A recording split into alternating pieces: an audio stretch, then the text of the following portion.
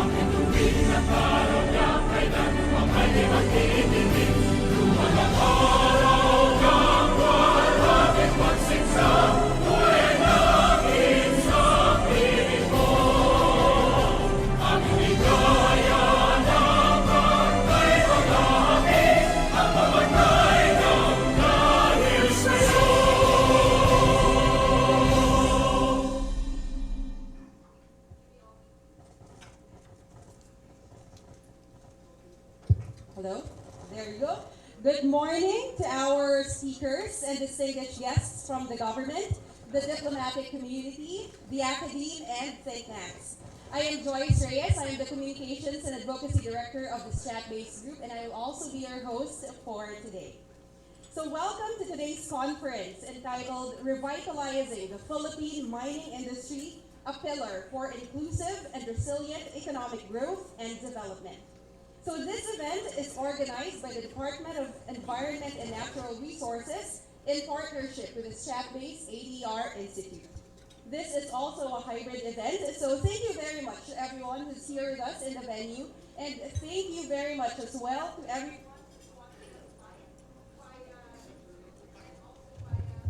live. Okay, it's shutting down every couple of minutes. Maybe I can ask for another mic. All right. So the Philippine mining industry is greatly encouraged by the current administration's renewed interest in optimizing the potential of the country's mineral resources. It has promising economic and social values and supports many local industries, and at the same time, influences the global value chain.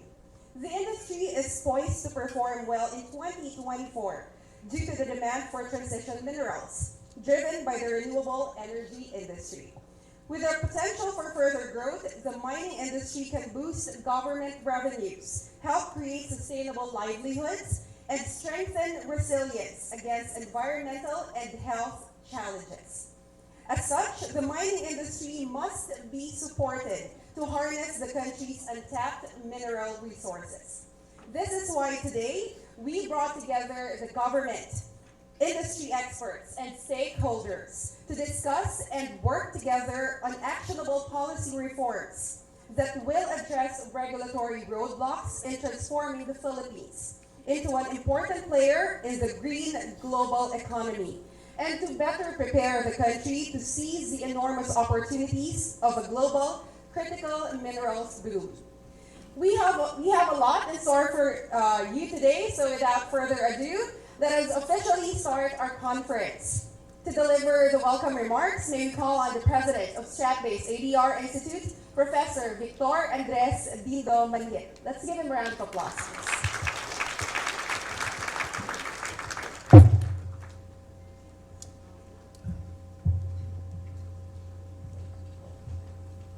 Good morning, secretaries. Chat-Based has been around for 20 years, but for the past, you'd say 13, 14 years, we've been part of the mining industry, helping the industry bring people together and to realize its full potential. And I'd like to welcome everyone as I see participants who offered to be part of this. Even I was sharing to some, even until this morning, if they can. So thank you so much for everyone. I'm here to relate what we're doing today to what is something close to our heart in Chat-Based. Where do we stand from a geopolitical, geostrategic point of view? And we continue to track year after year where we stand. But today I'd focus on two geopolitical issues. The issue of climate change, the issue on the need for clean energy as our future. But before I go into that specific based on our studies, I'd like to introduce the participants, for those who have not been part of any of our conference, to how do we see the world. We see the world from this map. You've heard of the term Indo-Pacific. That will drive the future of the world, and I agree with that. And when I see that map, I see the Philippines in the center. And what do we see? The strategic importance of the Philippines in the geoeconomic future of the Indo-Pacific. Not only for maritime security, supply chain, connectivity, and even green transition. Data will reflect how trade flows within our geographic area. Data will reflect also how connectivity is key as it passes through our own archipelago. Our own president, when he visited, I think a year ago, Washington, D.C., and spoke with one of our partner institutions, the Center for Strategic and International Studies, spoke of economic security as national security. And I hope to bridge that in this conference with the stakeholders of the mining industry. But back to what I mentioned earlier, the climate crisis. The Philippines holds a distinctive position within the global landscape of climate and environmental risk. We have tracked this World Risk Index, and it's really quite sad when you see us rising, not on a data that seems to be positive. But this offers us also an opportunity. So central to addressing this challenge is to increase the utilization of RE resources to reduce environmental footprint. Doing so would require making use of critical mineral resources necessary to create innovative technologies that would support the shift to a more sustainable, circular, and green economy. We need to move towards this direction, especially when 87% of Filipinos, according to the Social Weather Station, have been affected by climate change, maybe in different levels. And I think we're all experiencing it during this summer. And how Filipinos across geographic area, across demographic, that means from the richest to the poorest, feel the need to shift to renewable. Data reflected in our study last year was 85%. So there's public support for this policy agenda. And we see our government responding to it. We see even the market, if you would. I take note of the Bloomberg data that I was reading a few months back, where the Philippines ranked fourth among the most attractive emerging market for renewable investment, as we have made significant progress in shifting towards policy progress in an environment conducive to growth and clean energy investment. We stand out with our policy on this area. Last year also, I came across a study. I'll just whisper to everyone. It was shared to me confidentially, so I don't know if I can share this, but I'm sharing it. This brought me to where we are today. When Lazard published, and the one who sent it confidentially, how important critical minerals are to geopolitics, interdependence, and strategic competition. It spoke of the growing commitment to decarbonize the economies of the world have led to a faster adoption of renewable sources of energy. These clean energy technologies have become part of a great power competition. The US, EU, and China making the most aggressive and decisive effort to become the leaders in their development and manufacturing. The equipment and infrastructure used for the energy transition requires a vast number of minerals, in particular cobalt, copper, lithium, nickel, graphite, and rare earth. when this was shared to me exactly a year ago, I said I remembered what we've been fighting for in the Chamber of Mines.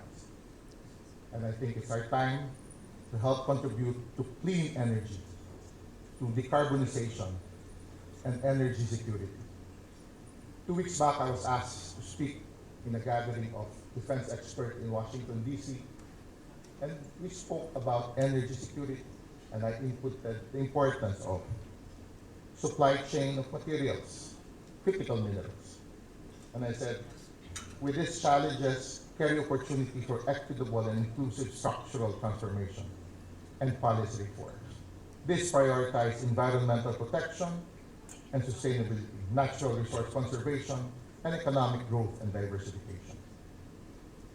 And I speak of critical minerals such as nickel, copper, cobalt.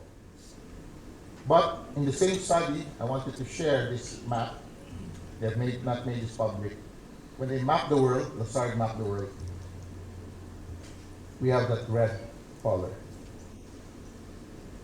in terms of policy. Growing protectionism and interventionism. That's why I just wrote in my weekly column of the Business World this week, I said, for the Philippines, which is rich in nickel, copper, and cobalt, the global shift promises the same benefits. Government revenues will be boosted, livelihoods will be generated, and sustainable economic growth will be catalyzed. Ultimately, people and communities will benefit from the responsible and well-regulated use of resources. But the opportunities can only be realized if there are changes made to the current policy and bureaucratic setup. Only if these roadblocks are addressed can we harness the full potential of our mining resources. What are these barriers? Same barriers that hamper other investments in other industries. Urgency is great in mining because of the opportunities and potential that may be lost if these are not addressed. I've been trying to seek out a policy statement from our president. But I wanted to share this because it was a unique quote from the president. He was being interviewed in Baguio, in the Cordillera. He was with the Philippine Military Academy. And he said, in terms of protecting the environment, it is very clear what the position of the government has always been. It has been an important part of all our policies that we are environmentally conscious, that we are moving the economy towards green technologies. But when it comes to mining, mining is very clearly an important part of our plans for the economy. When I came across this, I told myself, how do we navigate this increasingly complex geoeconomic landscape? We see risk here in Strat Place, with everyone gathered this morning, we see opportunities. If only the state, the private sector, and the international community can work together. We know our government, under the leadership of Secretary Luisaga, Secretary Balisacan, is actually working on policy reforms to unlock the potential of the Philippine mining industry to become a key player in the global market for critical minerals and a major economic driver with long-term effect or impact to local and national levels. In Stratbase, we believe that the Philippine mining industry, since 2011, when we got involved with the industry, can emerge as a major economic growth driver through strategic measures aimed at unlocking this potential and bolstering local production in the context of responsible stewardship of the environment. Ultimately, by leveraging our rich critical mineral resources, the Philippines can play a critical role in a global value chain to support the transition to green technologies. Again, good morning and thank you for joining us, and let's have a fruitful discussion the whole day.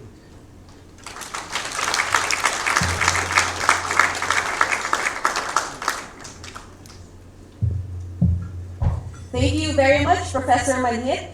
To deliver another welcome remarks, may we call on the Secretary of the Department of Environment and Natural Resources, Honorable Maria Antonia Yulo Loizaga. Let's give her a round of applause.